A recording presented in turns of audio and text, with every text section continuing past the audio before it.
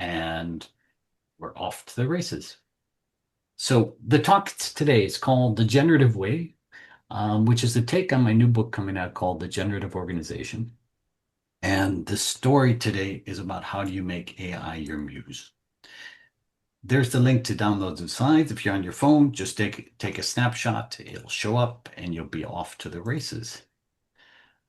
This whole thing started, in fact, the presentation started thinking about what I wanted to do when I was young. And when I was young, I wanted to be an artist. I wanted to be an artist like Picasso. I loved drawing. I was good, but I was slow. Sometimes I wonder if maybe I was born a bit too early because today AI might have been the muse that I needed to produce art better, faster, and easier. Picasso was somebody famous for looking for inspiration everywhere. Muses helped him a lot in many different ways. He'd often sit in his studio, brush in hand, but before he'd take a stroke, he'd ask one of his muses, what am I not seeing? What else could this be? Is this the right place to start or just the easiest?" Of course, the muse didn't paint for him. She challenged him, reframed the problem, unlocked new directions. The good news, today we all have access to a muse. Not a mythical muse, but a digital muse. And the good news is you don't have to haunt the streets of Paris you don't need to look for divine inspiration, and you won't have a muse that gets tired or worn out. And unlike Picasso's, they won't leave you for your local art dealer. Now, I spent 5 years writing a book, which I was quite proud of. It was research based, and it brought together 22 different experts. And I don't know, some of you might have seen my book. In my humble opinion, it was a great book. Cycles was going to be the go-to book for companies that wanted to innovate faster while reducing risks. And it won a few awards, and we're ready for the champagne and celebration. And then something unusual came on the scene. ChatGPT arrived. Everybody, everywhere was talking about AI, and AI wasn't even in the index of my book. And it felt a bit like opening the most beautiful video shop right after Netflix launched. So it was a little bit of a challenge, and I needed to fix things up a bit. So the challenge, you guys, is you're sitting on a screen over here, so I can't actually really look at you. So I'm feeling a little bit disconnected. Um, but basically, my job was to go backwards, to get humble, and start learning all over about this thing called AI. And just like an over-caffeinated entrepreneur, I went back to school. I took some classes, dove into research, and poked around inside companies. And don't worry, they invited me in to answer one basic question. What really happens when you drop AI into a team trying to innovate? And it's not always what you expect. So I started writing up these ideas, pulled together some people again for a new book called The Generative Organization, which is written by 32 experts. It's backed by facts, and it'll be ready in July 2025. And I'm excited about that. Most great innovation boils down to three moves. Picasso did them all. One is mastering the basics. He mastered classical techniques before breaking them.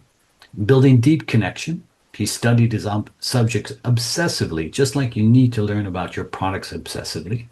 And he invented something new, like cubism, a total frame breaker. Now, AI can help you in all three areas, but it's the third one, that leap of inspiration. That's where the muse lives, and that's where generative AI can change the game. In my personal opinion, I think the world is very generative in the future. Generative is kind of a funny word because nobody can really define it exactly how you want it. But generative describes a system whose core function is to create outputs together rather than merely select, retrieve, or replicate existing ones. So it's not just a search engine pulling stuff together, but it's recreating, recomposing stuff. And it's all about creating systems with humans and AI together, building better solutions. One of the most important studies I did during my little sabbatical was a study on idea generation with AI versus human beings. We generated 5,402 ideas for a well-known challenge in academia, which was design a new product for university students. And we have some interesting things that came out. The first one, which nobody will be surprised about, is AI was able to build a lot more ideas. No surprise there. But the big surprise, which one of you might not believe, is it also built much better ideas. Now, the reality is nobody wants 5,000 ideas. So, so what, so what we decided to do is to look at just the best ideas. If you can imagine, we've got this line up here, and we're looking at all the ideas from the different sources that scored in the top 5%. Now, human beings had a hit rate of about 1.5 per 100, which is not necessarily bad. When they worked with ChatGPT, their hit rate went up 50%, which is pretty good. So a 50% increase, so 2.3 on average. Where the big news came in is when we started combining human expertise with smart usage of AI, combining different ways to build ideas that work with human beings, AI got a lot better. And what we can see here is that the best methods, which is, for example, TRIZ, generate 7.5 top ideas per 100. That's 5 times more than human beings working alone. And what I want to repeat is it's not 5 times more ideas, but it's 5 times more top ideas per 100. So AI might generate 1,000 ideas, and the human beings might generate 100, but it was in that 1,000, the hit rate is 5 times higher. So what I expected to see is that, wow, this is fantastic. And in terms of innovation, things will be fantastic and companies will be doing enormously successful things. But the reality is most companies weren't getting very good results from AI. And the issue is how we use AI. And there are some predictable issues with the ways we use AI, which are similar to the ways we think in general in the world. And they lead us to do things wrong again and again. And what I'm going to do is take you quickly through 6 issues, and then I'll try and point you in the direction where you might solve them. The first thing is overconfidence bias. We trust AI way too much. When it sounds confident, and by the way, it usually does, we accept what it says. And sounding smart is not the same as being right. The present bias, which I'm a big victim of, is we love quick wins. Wow, look at that amazing email. Fantastic. We just move on. But when we rush to move forward, we often sacrifice clarity, depth, and originality. There's an automation bias in the way people think. We tend to trust systems and automatic solutions. So if AI says so, it must be right. Too often, much too often, humans defer to machines even though they're clearly wrong. And I could show you a bunch of studies where human beings know they're wrong, but they still don't call them on it. There's cognitive offloading. When somebody else is thinking, we rely on others. When AI is in the room and thinking, we turn it off even more. Our brains just turn off completely. So instead of iterating, people settle, especially when time is tight. Authority bias is we put our faith in experts, and AI is sort of the ultimate expert. It knows everything. So we say, oh, fantastic. We overtrust even when it's not better than us, because we often forget we are the real experts. And lastly, and that is something that comes up in basically every area of our lives, is everybody's looking for confirmation of what they believe all the time. We tend to see what we want to see, and sometimes we'll just interpret what somebody tells us to match what we want to see. And of course, that's not working together, that's working alone. But all of this stuff can be fit together in one sentence. It boils down to satisficing and stopping thinking. And let's be honest for just a second. Most people use AI sort of like a fancy search engine. They write better emails, they make faster slides, and they move on. The people that are using AI are seldom the same people that are really working with AI. But there's a few people that get a lot more on it. They they realize AI hallucinates. They are hesitant to put too much faith in AI, so they keep their brains on, and they don't see AI as the all-knowing replacement to their own expertise. These are the people who work with AI. They work in ways like Picasso worked with his muses. They ask for answers, but more importantly, they use AI for inspiration, AI as a creative partner, and then they work with AI to find answers.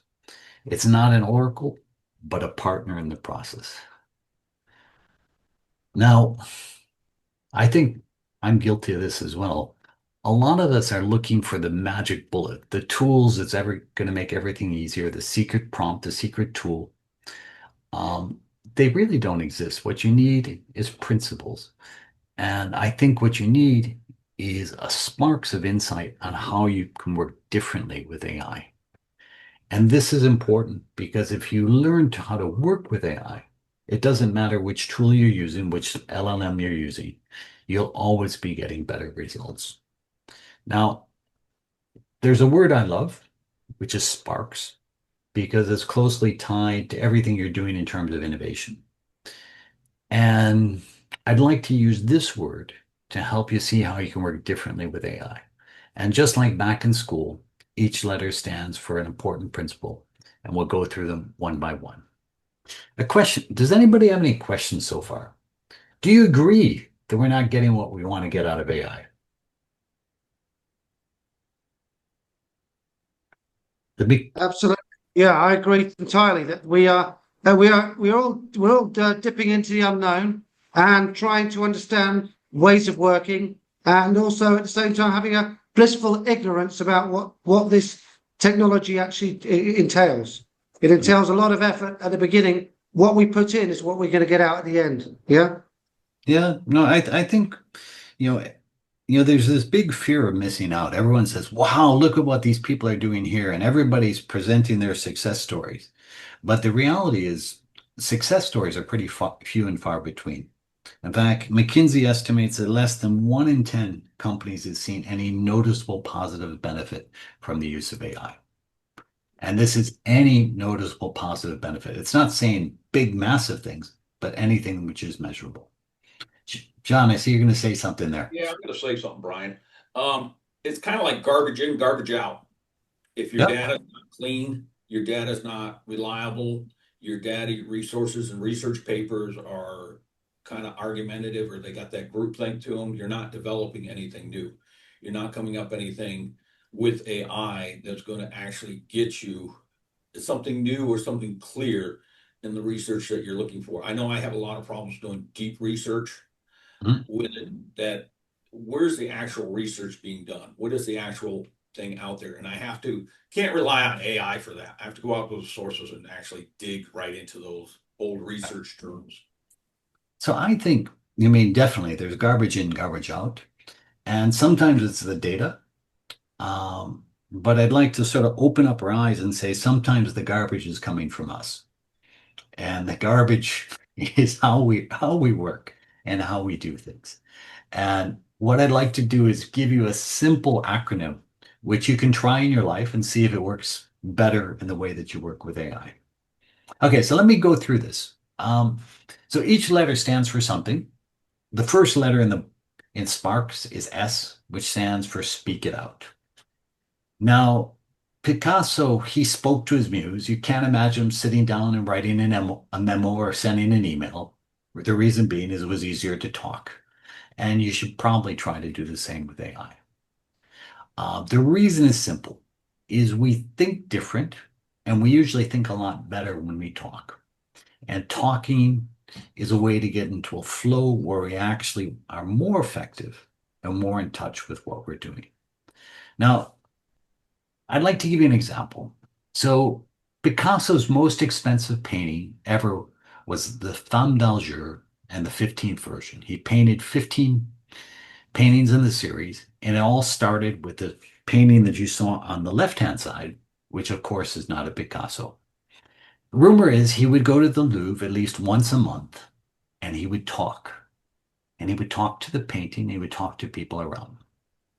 Now, I want to imagine just a second, the type of conversation Picasso might have had.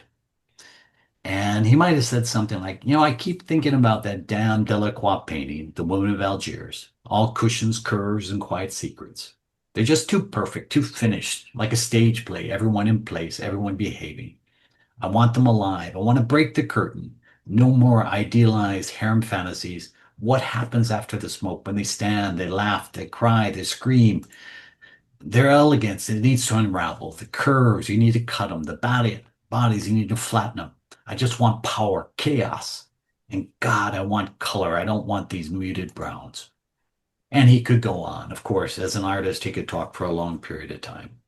Now, one of the things that's really interesting to do is to have that sort of stream of consciousness and talk with AI like you talk without trying to organize your thoughts too much. And you can ask AI a simple question. I just talked to you. Help me organize my thoughts and write a prompt reflecting what I want to do. So AI is really good sometimes interpreting what you want to say. Sometimes it's not.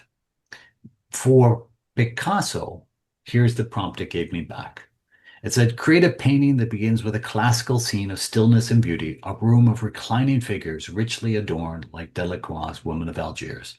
Now destroy it, fragment the bodies, twist the angles, let the background swallow the foreground. Use violent color, red, black, ochre, decay green. Replace elegance with energy, symmetry, struggle, sensuality, and chaos. It must still be human. It must still be reverent, but it must wrestle with its past. What I find is amazing is this is a computer writing this. It's different, but it comes back and it reflects a lot of these things he said.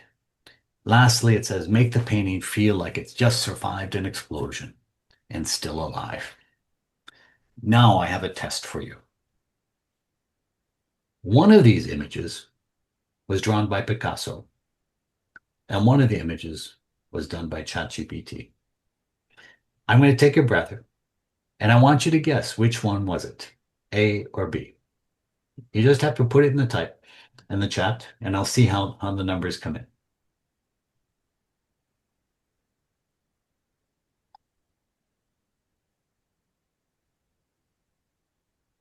Oh, we got groupthink going on here.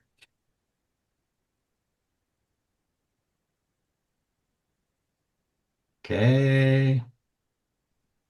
So every time I do this, it's about 50-50.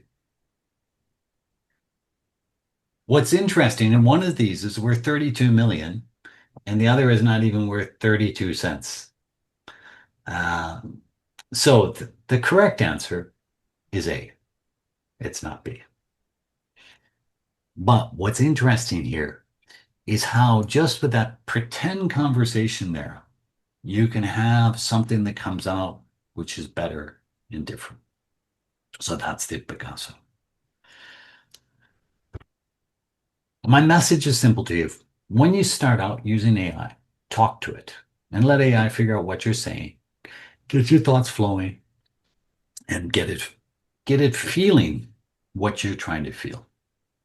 Now, in practice, I can give you a couple examples. I worked with a founder who was building a pitch, and every time she typed things down, it started getting really strange sounding. I said, well, why don't you just talk through your pitch? And she said, yeah, that's a good idea. Because when I speak, I find the heart of my story. So she used AI as a sounding board, refining the pitch over 3 rounds just by talking, never typing. And because she was talking, the pitch sounded like her. And there's a new tool out there called Whispering. It's a voice AI recorder you can whisper into. You can talk while you're walking, while you're cooking, while you're thinking, and get AI involved in your life. Step number 1, speak with AI. Step number 2 is to try and change the roles around and pivot. Now, Picasso didn't always paint in the same way. Sometimes it was cubist, sometimes it was classical, sometimes it was childlike, And sometimes he just didn't know. And a lot of times the way he would start is he would talk with his muse and just go through a series of questions. Now you can do the same thing with AI. It's as simple as telling AI what you're working on and asking AI to ask you a few questions before you're starting. Now, I can imagine a conversation again between the AI and Picasso, just like he's talking to a muse. The muse might have said, "Hey, what are you trying to accomplish with this series of paintings? Is it tribute, rebellion, reinvention?" Ha. Picasso might say, "Yeah, it's a tribute." What are you paying tribute to? Um, is it his technique, the composition, the feeling? Yeah, I like the feelings that are there. And how are you working towards the essence? Are you iterating visually, talking out loud, reading, walking, collecting reference images, or just attacking the canvas by instinct? Picasso might have said, "I'm tearing things apart, trying to see things from every way." Just like we did before, you can come back to AI and say, "Look, based on my conversation, create a new prompt to create a new version of my first prompt." Now, I'm not going to read this one all out to you, but just trust me. The prompt that comes back is quite interesting, and it reflects the conversation that he had. And now we're going to do a test again. Our original painting is on the left, and which of the following two images are the real Picasso? All right, you guys got to vote. Let's see who gets it right this time.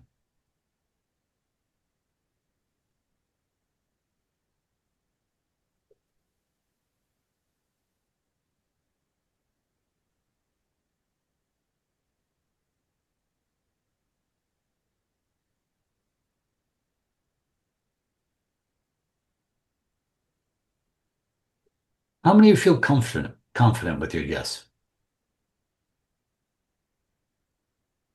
What if I told you every one of you was wrong? Patel, you're good. So the answer is neither one is a Picasso. But my bet is you thought it could be.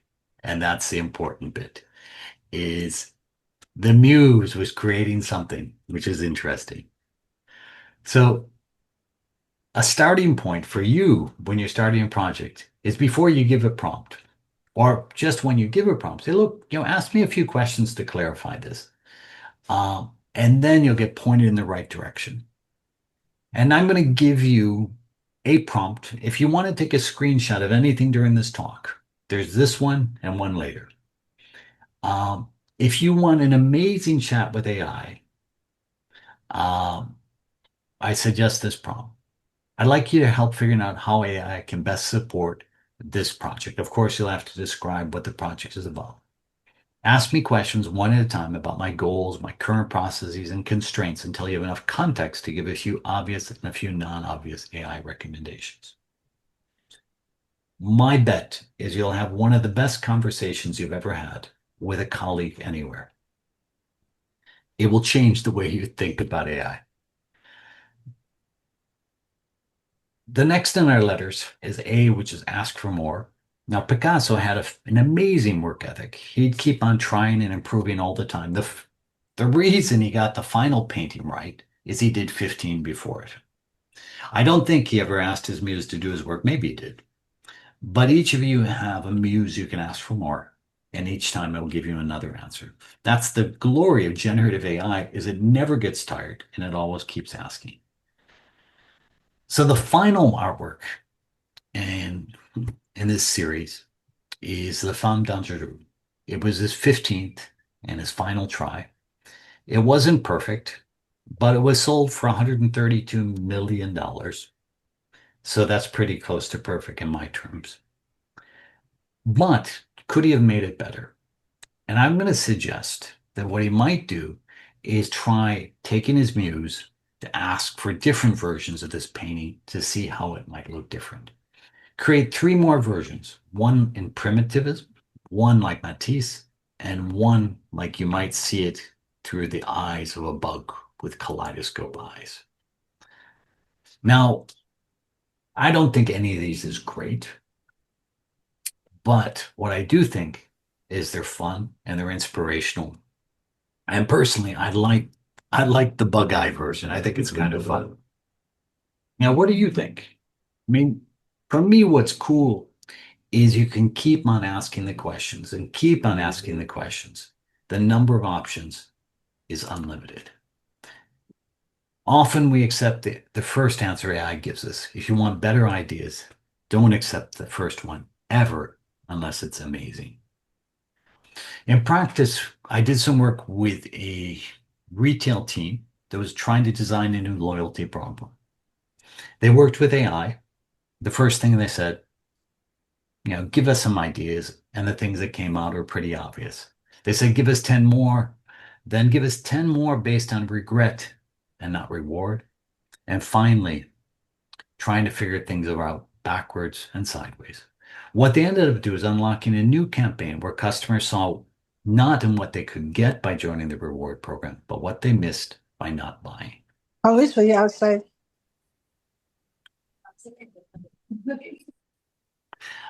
The magic wasn't in the model. The magic was in the insistence, more, stranger, and better. So we're almost at the end of our sparks.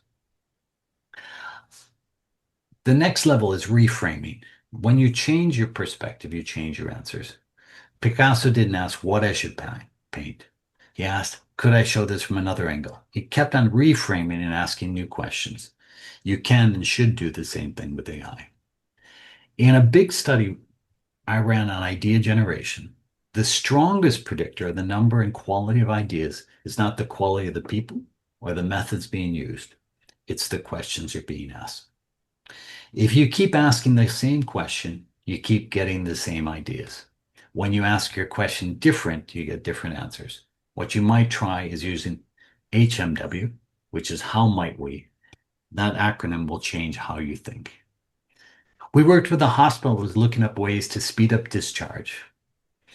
We reframed the question is how might I make it being at home safer? How might I make it recovery at home faster? How might I make this more joyful instead of tolerable? When you flip the canvas, you get different results. What they ended up was options that reduced the cost of stay by 22%. Each time you ask AI to look from a new perspective, you get new ideas.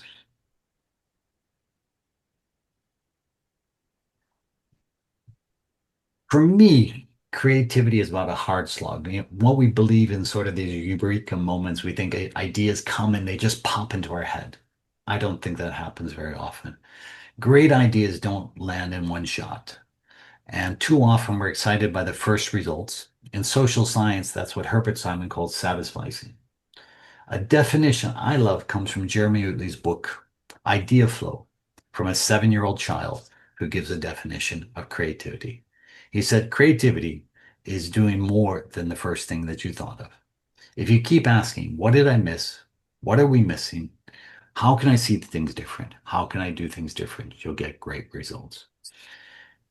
Now, Picasso might have asked his muse, give me 3 ideas for versions that better express these women's beauty, the painting's viewers longing for the subjects, and give me detailed comments and provide ideas one by one. What we got out of that is we got some different versions. One that came out was something called the Mosaic of Desire. It was a cubist version.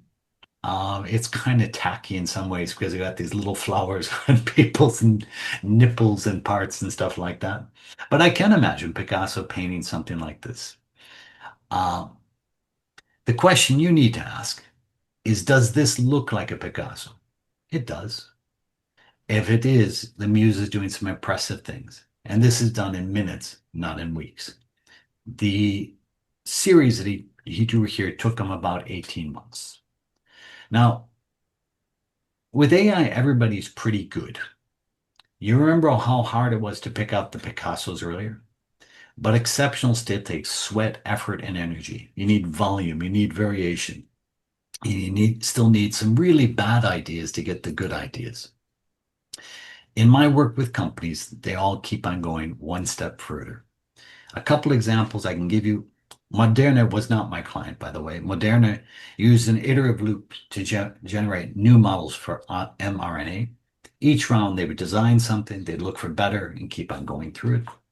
A team I did work with did a entire product strategy with AI. AI created, critiqued, rewrote, critiqued, created, critiqued, rewrote until it was good enough and go on from exceptional. The last thing you can look at, and we're ending our series here, is stop and think. Picasso stepped back, he looked, he reflected, he painted again. You should too. You need to put in strategic pauses. After 10 prompts, don't move on. Ask, what did I learn? How can I see this different? What changed in how I see the problem? What should I do next? That pause, the moment of insight, is where the real value happens. There's a cool study done by the Economist Intelligence Unit where they compared companies in two groups. One was defined as go, go, go, go, go. You know, the startups are run, run, run, run, run. And another group that took strategic pauses. The companies taking strategic pauses sold 40% more and earned 52% higher profits. I can't think of a better reason to stop and think. The last thing in our work with AI is to team up with AI and think about AI as a team member. You work with team members different than you work with tools. You need to be patient. Your new AI team will try anything you ask. Sometimes it will fail. What you need to do is give feedback and collaborate, talk to one another, learn from one another, and move one step forward. And I'd like to end with a fun note. When people ask me, can we really change the way we work with AI? As a researcher, I might show them a research paper, but I prefer to talk about my mom. My mom is 82 years young, and I can't use the word old in the same sentence with my mom. Her and my dad just got back from a trip to Europe to visit me. They were jet lagged, cranky, and hungry, and I probably talked too much about AI while they were here. My mom called when she got home. She said, Bryan, we're starving. Too tired to go out, no food.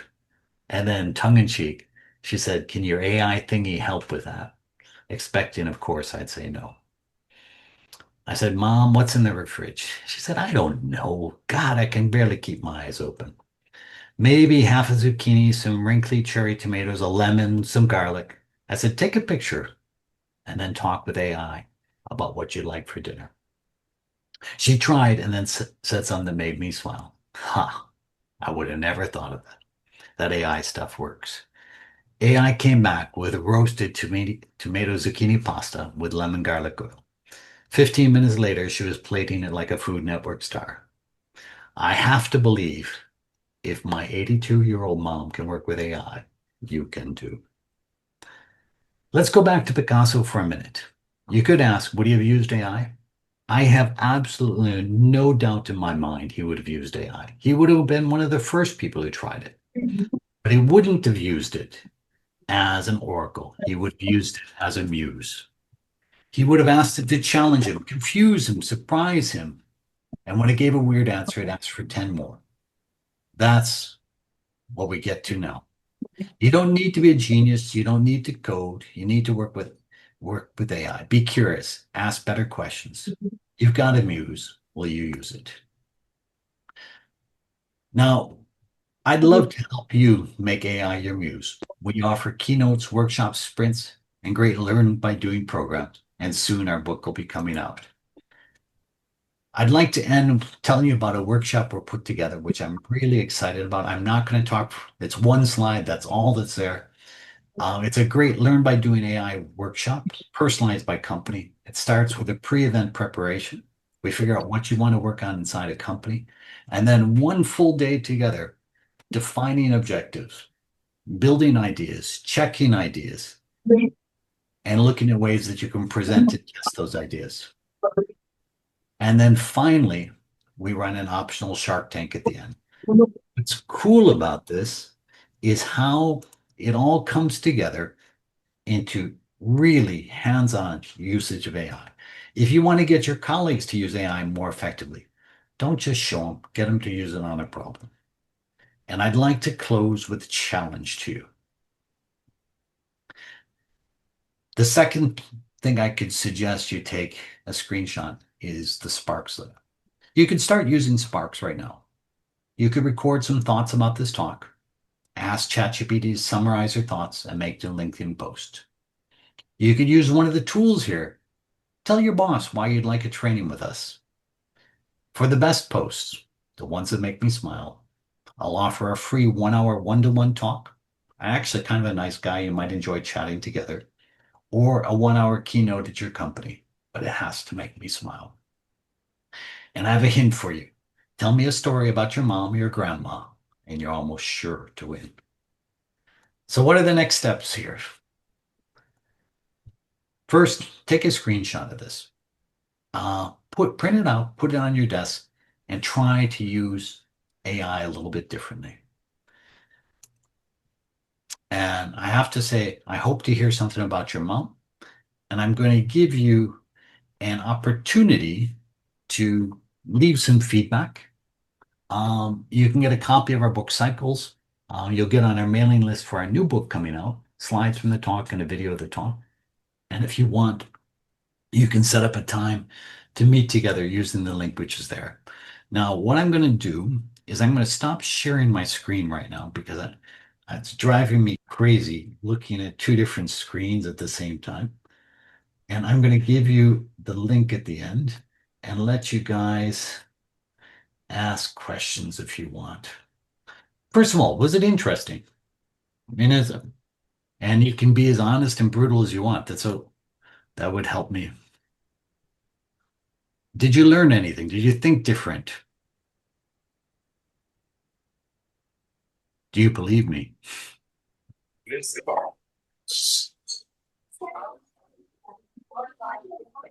I can see you now. This is fantastic. You were on this screen over here. I felt like a shady salesman. I couldn't see you during the whole talk. Hey, Bryan. Greg here. I'm in San Jose, California today. How you doing, Greg?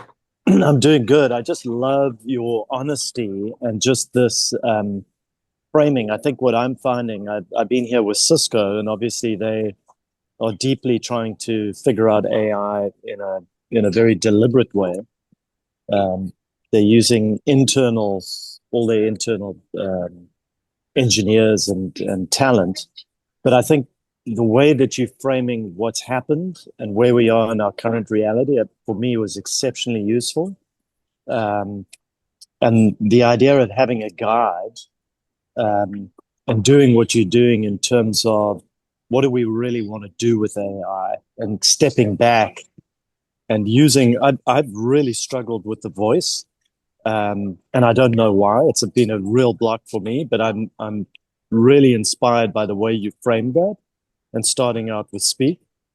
So thank you. I just really enjoy the way that you put the sequence of thinking together. And I think a lot of the time that's what's missing. I think, well, there's two things. One is a bit of honesty. For example, I struggle with speaking to AI. It feels really weird to talk to Very weird. But I started doing it, and I find that actually where it's really interesting is I go to a client meeting, I'm driving back in the car, and I talk for 15 minutes, and then AI can somehow miraculously figure out what I wanted to say. Amazing. And I can say, you know what I'd like you to do is write up my follow-up note. And then I'm a bit embarrassed to send it straight away because it looks like it was too fast. The other thing, which is a bit of honesty, there's a guy named Jeremy. I don't know if any of you know him. He did a talk which was at Stanford, and he talked about talking out loud to AI. And I watched him do it, and it was fabulous. So thank you for the comments, Greg. You're welcome. Thank you. Christoph, you're up in the corner of my screen. How you doing, man? Good afternoon, Bryan. Thank you very much for this presentation. It does reinforce, and you and I have talked several times before, and of how to use AI, how to do.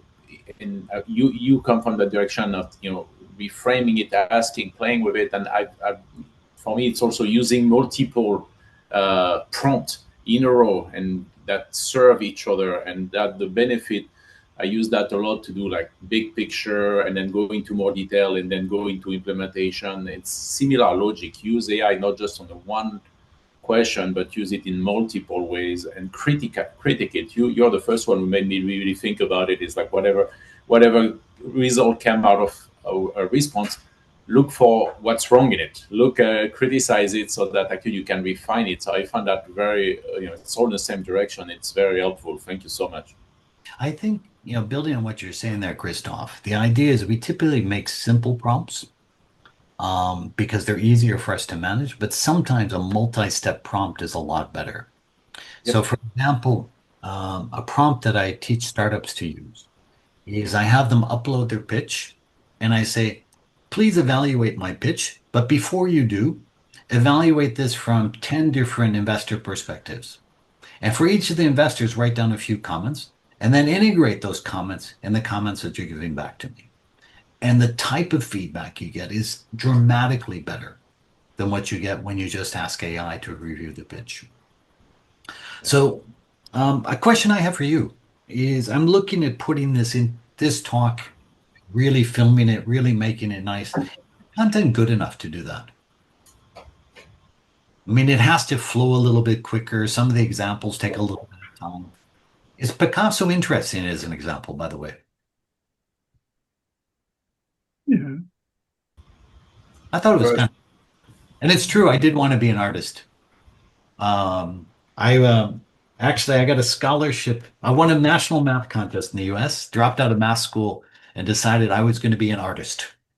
And I was a really slow artist. So actually, this is really true. I would have loved to have had this when I was younger. So my ask to you, if you would take a little bit of time, there's a link in the chat right now, which is to let you give some feedback on the talk. I'm looking for ideas. What was good? What was bad? How to improve? And if you want, meet up with me. I'm more than happy to chat with you and see if we can do something together. I'd like to open the floor for a last word of wisdom. Does anybody have a word of wisdom where they're going to go with this? Is anybody going to tell me about your mom? Please give me a mom story. Well, I have a speaking story. Yeah. Yeah. I watched your little 8-minute Yeah. intro and decided to try. And I wanted to read about the Yankees season, but in the voice of Hunter Thompson. So I gave it this, paragraph worth of prompts, and it spit out something. Yeah. And it spit it out with too many cliches. So then I reiterated and I said, all right, well, combine Hunter Thompson with William F. Buckley, because it's too trite. It's too over the top. It needs a little bit more class to it, like Buckley would add. So they gave me another one. And then Was it better? I did a third. And then I had something that I wanted to read about the Yankee season, with them, by the way, winning the World Series at the end of the season, which they have yet to do. So, but it was just an exercise in speaking through the prompts and getting feedback and then reiterating on the prompt. So I found that useful. No, what I see is OpenAI is going all in on the speaking stuff.